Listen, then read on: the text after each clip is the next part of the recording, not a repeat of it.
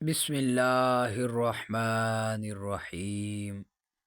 السلام علیکم ورحمۃ اللہ وبرکاتہ۔ ناظرین کرام، آج ہمارا قصہ حضرت لوط علیہ السلام کا ہے، اور سب سے بد فعلی سب سے پہلے جس نے کی ہے وہ حضرت لوط علیہ السلام کی قوم تھی۔ آج ہم اس کا ذکر کرنے والے ہیں، کس طرح بد فعلی ہوئی تھی، کس طرح شروع کی تھی اور کس شخص نے شروع کی تھی۔ آج ہم حضرت لوط علیہ السلام کی قوم کا ذکر قصہ سنائیں گے۔ آپ سے گزارش کی جاتی ہے، آنے والے ناظرین سے گزارش ہے کہ ہمارے چینل کو سبسکرائب کر دیں اور ساتھ دیے گئے بیل آئیکن کے بٹن کو بھی پریس کر دیں تاکہ ہماری نئی آنے والی اسلامی ویڈیو آپ تک بر وقت پہنچتی رہے۔ صدوم، یہ حضرت لوط علیہ السلام کا شہر ہے جو ملک شام میں صوبہ حمص کا ایک مشہور شہر ہے۔ حضرت لوط علیہ السلام بن ہارون بن طارخ یہ حضرت ابراہیم علیہ السلام کے بھتیجے ہیں۔ یہ لوگ عراق میں شہر بابل کے باشندے تھے۔ پھر حضرت ابراہیم علیہ السلام وہاں سے ہجرت کر کے فلسطین تشریف لے گئے، اور حضرت لوط علیہ السلام ملک شام کے ایک شہر اردن میں مقیم ہو گئے، اور اللہ تعالیٰ نے آپ کو نبوت عطا فرما کر صدوم والوں کے لیے ہدایت کے لیے بھیج دیا۔ شہر صدوم کی بستیاں بہت آباد اور نہایت ہی سرز و شاداب تھی، اور وہاں طرح طرح کے اناج اور پھل اور میوے بکثرت پیدا ہوتے تھے۔ شہر کی خوشحالی کی وجہ سے اکثر جا بجا کے لوگ مہمان بن کر ان آبادیوں میں آیا کرتے تھے، اور شہر کے لوگوں کو ان مہمانوں کی مہمان نوازی کا بڑا بار اٹھانا پڑتا تھا، اس لیے اس شہر کے لوگ مہمانوں کی آمد سے بہت ہی گبیدہ خاطر اور تنگ ہو چکے تھے، مگر مہمانوں کو روکنے اور بھگانے کی کوئی صورت نظر نہیں آ رہی تھی۔ تو اس ماحول میں ابلیس لعین ایک بوڑھے کی صورت میں نمودار ہوا اور ان لوگوں سے کہنے لگا کہ تم لوگ مہمانوں کی آمد سے نجات چاہتے ہو، تو اس کی تدبیر یہ ہے کہ جب بھی کوئی مسلمان تمہاری بستی میں آئے تو تم لوگ زبردستی اس کے ساتھ بد فعلی کرو۔ چنانچہ سب سے پہلے ابلیس خود ایک خوبصورت لڑکے کی شکل میں مہمان بن کر اس بستی میں داخل ہوا، اور ان لوگوں سے خوب بد فعلی کروائی۔ اس طرح یہ بد فعل ان لوگوں نے شیطان سے سیکھا۔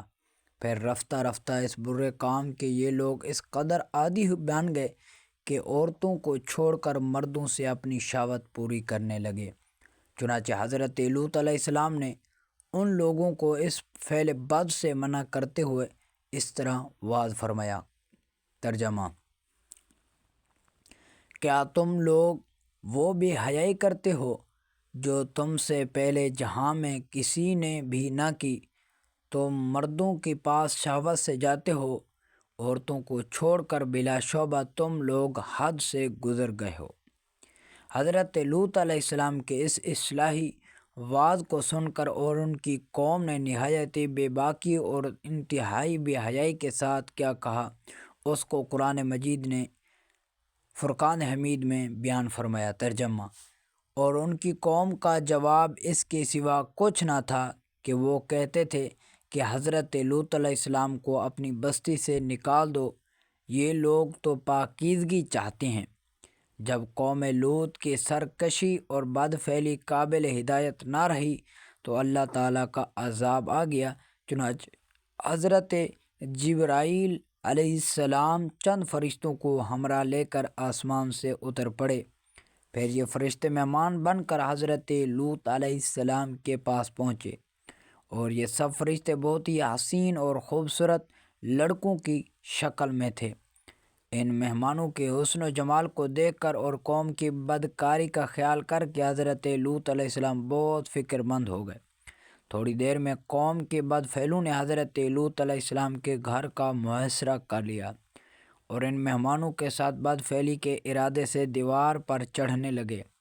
حضرت لوط علیہ السلام نے نہایت دل سازی کے ساتھ ان لوگوں کو سمجھایا اور اس برے کام سے منع کرنا شروع کر دیا، مگر یہ بد فعل اور سرکش قوم اپنی بیہودہ جواب اور برے اقدام سے باز نہ آئی، تو آپ اپنی تنہائی اور مہمانوں کی سامنے رسوائی سے تنگ دل ہو کر غمگین اور رنجیدہ ہو گئے۔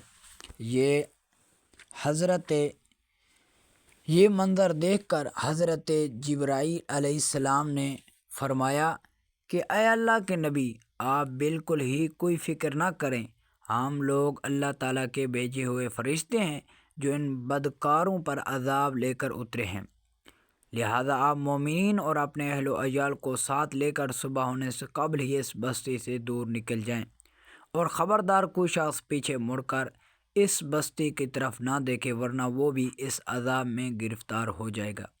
چنانچہ حضرت لوط علیہ السلام اپنے گھر والوں اور مومنین کو ہمراہ لے کر بستی سے باہر نکل گئے۔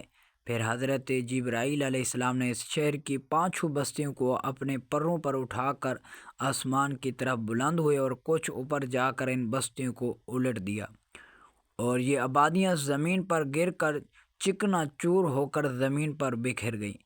پھر کنکر کے پتھروں کا مینہ برسا اور اس زور کے سنگ باری ہوئی کہ قوم لوط کا ایک ایک آدمی مر گیا،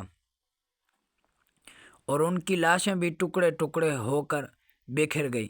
عین اس وقت جب کہ یہ شہر الٹ پلٹ ہو رہا تھا تو حضرت لوط علیہ السلام کی ایک بیوی جس کا نام وائلہ تھا، جو در حقیقت منافق تھی اور قوم کے بدکاروں سے محبت رکھتی تھی، اس نے پیچھے مڑ کر دیکھ لیا اور یہ کہا کہ ہائے رے میری قوم، یہ کہہ کر کھڑی ہو گئی۔ پھر عذاب الہی کا ایک پتھر اس کے اوپر بھی گر پڑا اور وہ بھی ہلاک ہو گئی۔ چنانچہ قرآن مجید فرقان حمید میں اللہ تعالیٰ نے اس کو بیان فرمایا۔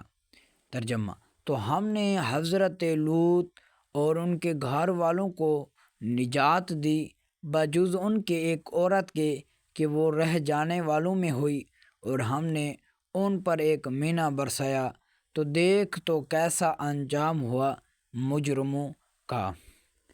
جو پتھر اس قوم پر برسائے گئے وہ کنکریوں کے ٹکڑے تھے، اور ہر پتھر پر اس شخص کا نام لکھا ہوا تھا جو اس پتھر سے ہلاک ہوا۔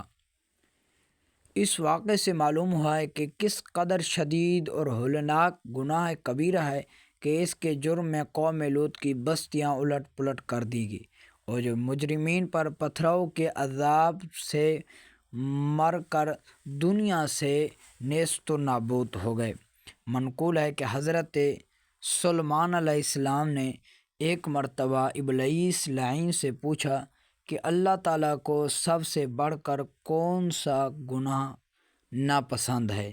تو ابلیس نے کہا کہ سب سے زیادہ اللہ تعالیٰ کو یہ گناہ ناپسند ہے کہ مرد مرد سے بد فعلی کرے اور عورت سے اپنی خواہش پوری کرے، اور حدیث میں ہے کہ عورت کو اپنی فرج کو دوسری عورت کی فرج سے رگڑ کر یہ ان دونوں کی زنا کاری ہے، جو گناہ کبیرہ ہے۔ اللہ تبارک و تعالی ہمیں گناہوں سے بچنے کی توفیق عطا فرمائے۔ اللہ تبارک و تعالی ہمیں اس قصے سے، اس واقعے سے اللہ تعالی ہمیں عبرت حاصل کرنے کی توفیق عطا فرمائے۔ اللہ تعالی ہمیں قرآن مجید فرقان حمید اور حضور علیہ الصلوۃ والسلام کی حدیث مبارکہ، حضور علیہ الصلوۃ والسلام اور اصحاب اور اہل بیت کے نقش قدم پر چلنے کی توفیق عطا فرمائے۔ آمین ثم آمین۔